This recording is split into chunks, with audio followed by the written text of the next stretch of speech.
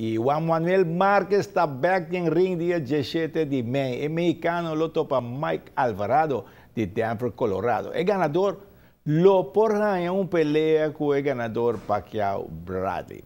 Y fútbol división de honor continúa ahí. Está sorpresa.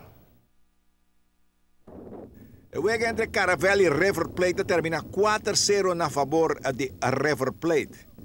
Y Caravel que tu baita sigue sin por logra victoria.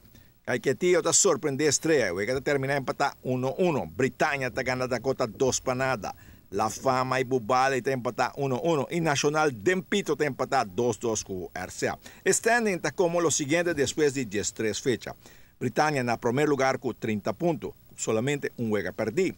Te sigue RCA con 29 puntos. Y Ketubay sin perder un juego. Dakota con 24 puntos está en el 3 lugar. Estrella tiene 21 puntos y está lucha para su clasificación. Nacional con 20 puntos está en el 5 lugar. River Plate 16 puntos, mejor average de gol con la Fama que también tiene 16 puntos. Bubali 15 puntos en el 8 lugar. Calquetío 7 puntos y de sótano Caravel solamente 1 punto por de 13 juega.